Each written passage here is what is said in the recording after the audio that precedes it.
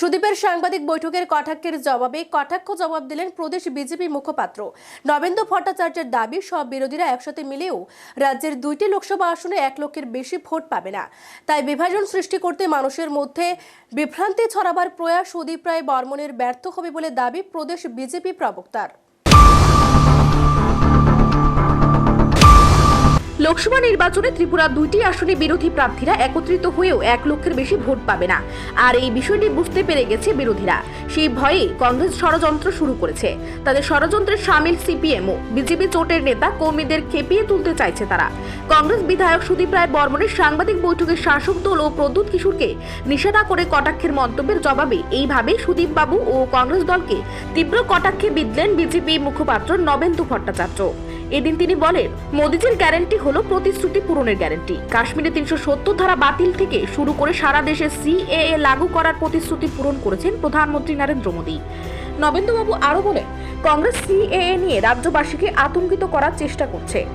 যারা অন্য দেশ থেকে অস্তিত্ব রক্ষা করার জন্য ভারতে আসবেন তাদের নাগরিকত্ব দেওয়া হবে, কিন্তু বিরোধী দলগুলো রাজ্যবাসীকে সিএএ নিয়ে বিভ্রান্ত করার চেষ্টা করছে। সিএএ এর সঠিক ব্যাখ্যা তারা দিচ্ছে না, তবে তাতে কোনো লাভ হবে না। এখন মানুষ সব বোঝে, এত বোকা না। বিভ্রান্তি ছড়িয়ে আতঙ্ক সৃষ্টি করার দিন শেষ। এদিন তিনি কংগ্রেস বিধায়ক সুদীপ রায় বর্মনকে নিশানা করে বলেন, বিজেপিতে কে কোন রাজ্যে থাকবে, কে কোন জায়গা থেকে প্রার্থী হবেন সেটা কোনো বিরোধী দলনেতা ঠিক করে দিতে পারে না। প্রয়োজনের নিরিখে কাউকে সংসদীয় রাজনীতিতে রাখা হবে, আবার প্রয়োজন পড়লে কাউকে সাংগঠনিক রাজনীতিতে রাখা হবে। এটা ঠিক করবে বিজেপি দল। আর সুশৃঙ্খল বিজেপি দলে এটাই হয়ে আসছে, তাই জনসাধারণকে খেপিয়ে তোলার ষড়যন্ত্র করে কোনো লাভ হবে না। প্রসঙ্গত বৃহস্পতিবার কংগ্রেস ভবনে বিধায়ক সুদীপ রায় বর্মন বিজেপির দিকে প্রশ্ন ছুড়ে দিয়েছিলেন, কেন লোকসভা নির্বাচনে ত্রিপুরা থেকে 2 জন প্রার্থীকে বাদ দেওয়া হয়েছে।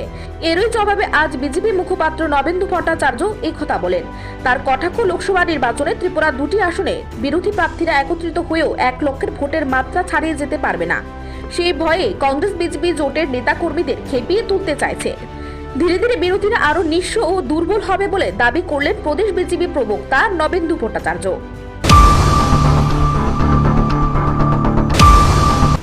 1 লক্ষের ভোটের মাত্রা ছাড়িয়ে যেতে পারবেন না, তারা তা জানে। আমরা জানি শুধু তা,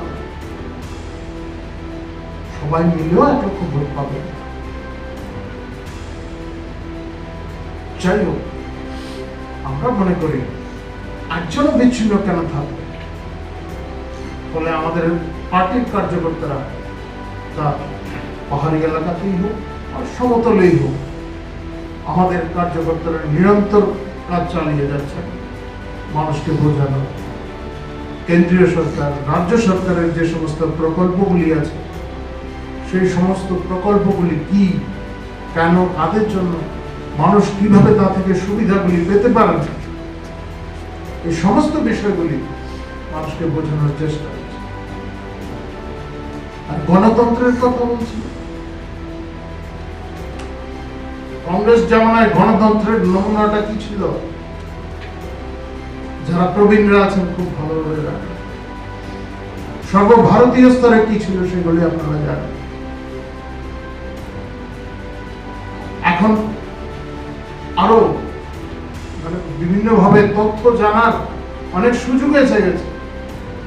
আপনারা খুঁজে দেখবেন, এগুলি এখন ইন্টারনেটে অ্যাভেলেবল। জয়প্রকাশ নারায়ণের অবস্থাটা কি হয়েছিল, শেষ দিনগুলি কিভাবে কেটেছিল, শুধুমাত্র সরকারের বিরোধিতা করার জন্য। এখন তো মোদিজির বিরুদ্ধে যা খুশি বলছেন।